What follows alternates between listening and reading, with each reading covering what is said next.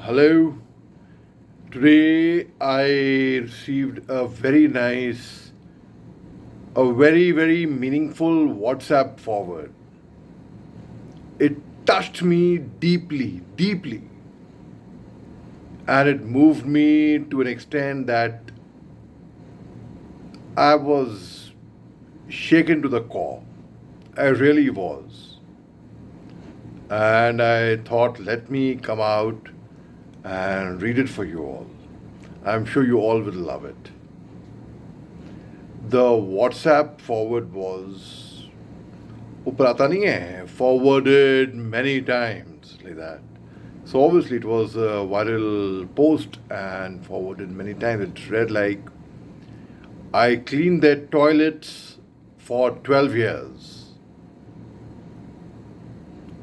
They didn't know the boy I came with was my son, until he became their only hope for survival. Written by Rosie World CRN. There are a few parts to it. The part 1 says, just the cleaner. They call me Mop Madam. The kids call me Auntie Toilet. For 12 years, I worked as a cleaner in one of the biggest private schools in Port Harcourt. I scrubbed toilets, carried buckets, wiped mud off classroom floors, and mopped up vomit from overfed children. Early morning, I tied my wrapper, packed my supplies, and walked my little boy Joel to the school gate. He was quite always carrying a second-hand backpack that I stitched every 2 weeks. No one knew he was my son. They thought he was just another scholarship kid. They didn't ask who brought him or where he came from. That's exactly how I wanted it. Because I had a secret I had buried deep, one that could destroy everything. Part 2. The contract I never signed.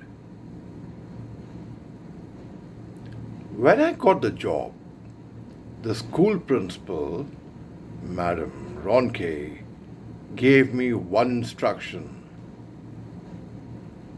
Keep the school clean and keep your personal life outside this compound. I nodded. I needed the job. My husband had abandoned us after Joel was born.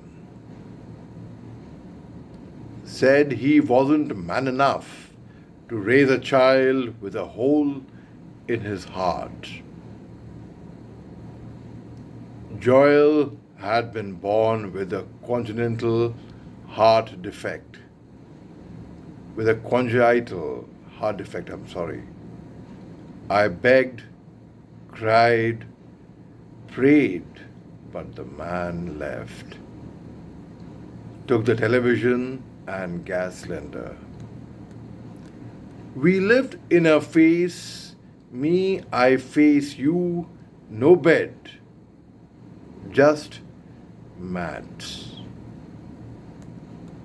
So when I heard about a cleaning job at Evergreen Academy with a possible scholarship for a dependent, I wore my best dress and begged on my knees.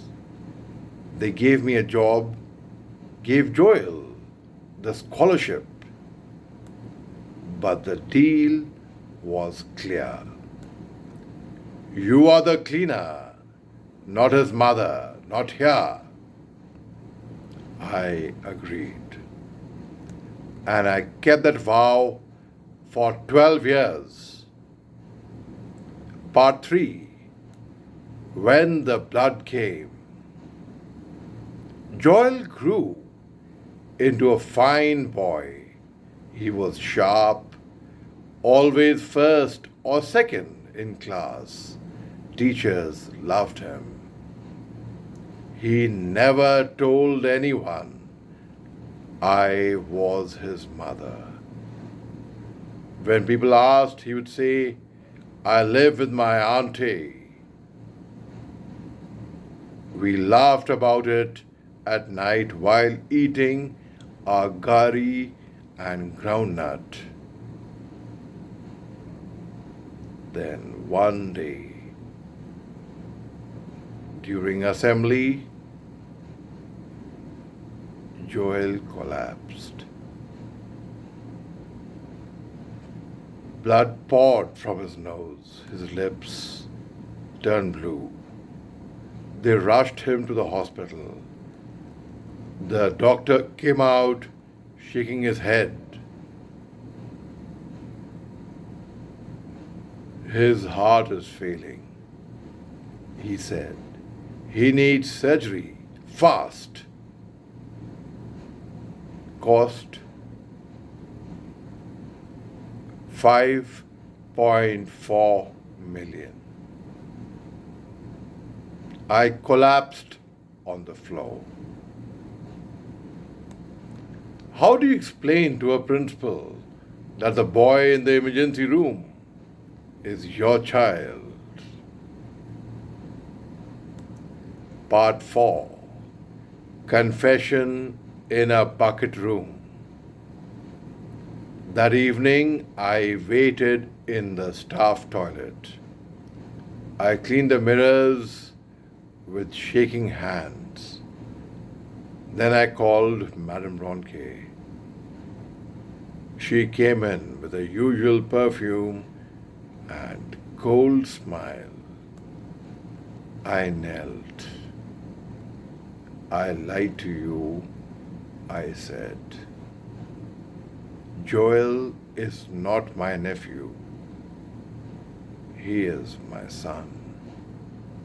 Please, I didn't mean to deceive you. She stared at me for a full minute. You used the school, she whispered. No, I begged. I was just trying to give him a future. She walked out. Next morning, I was fired. And Joel's scholarship was revoked. Part 5.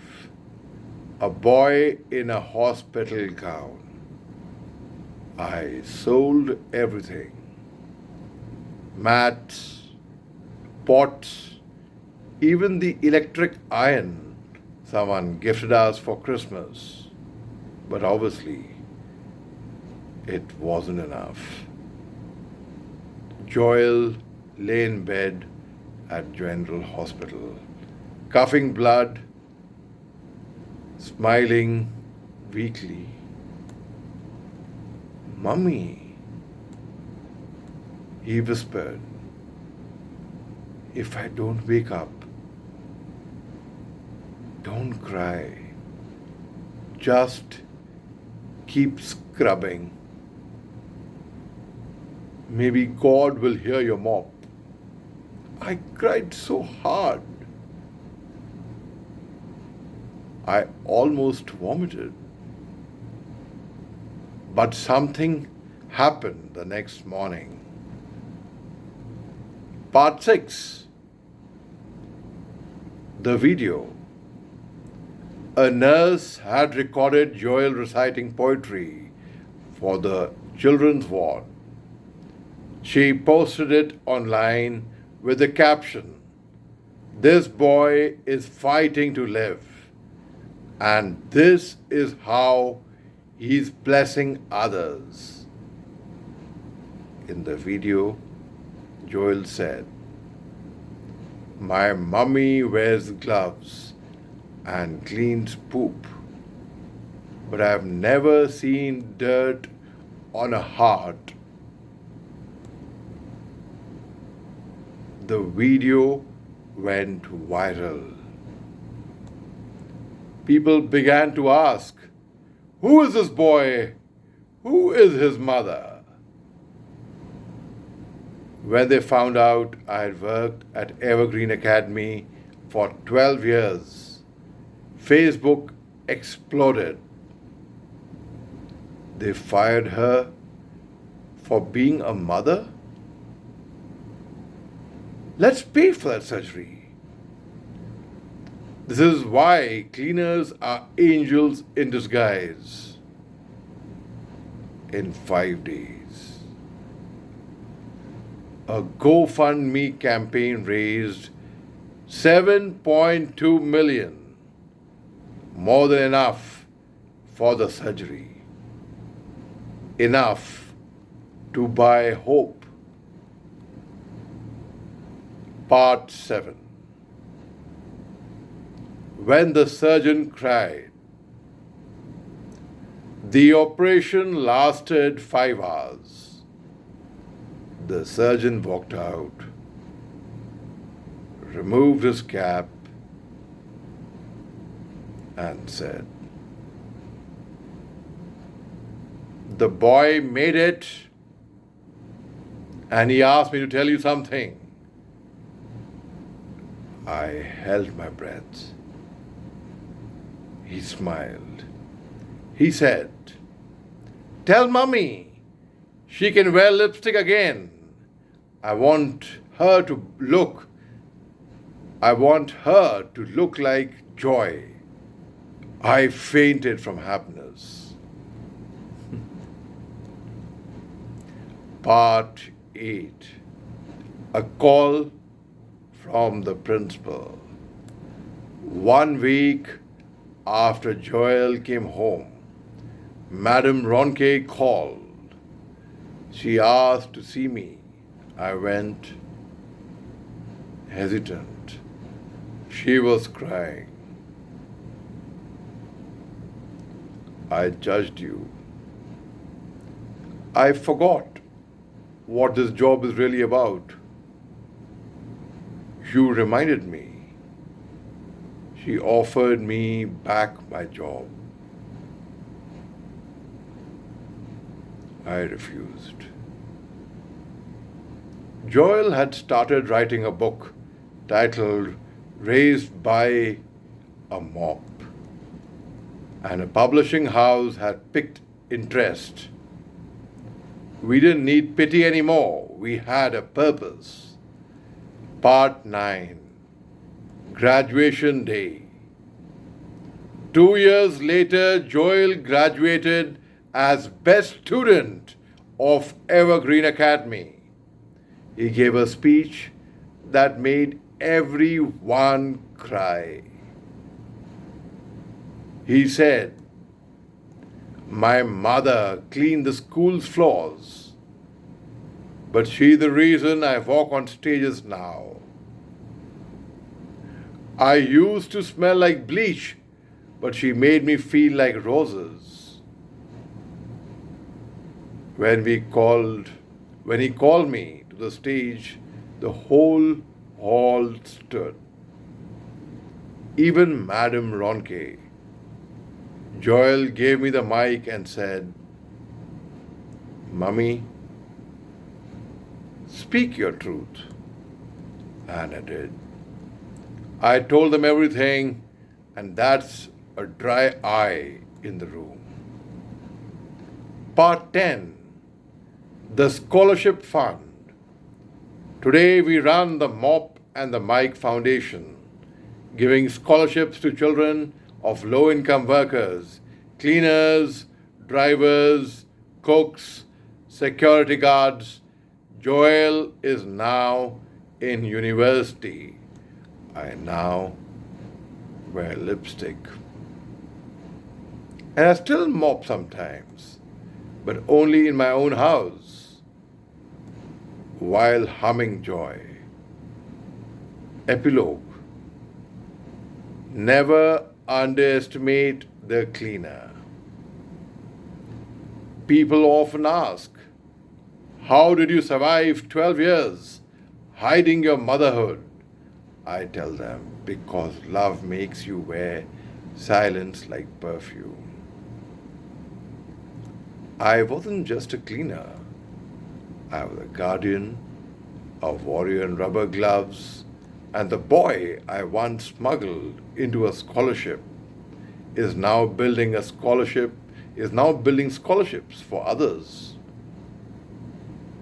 So that the next time you see a woman scrubbing floors, remember she might be raising the next leader of the world.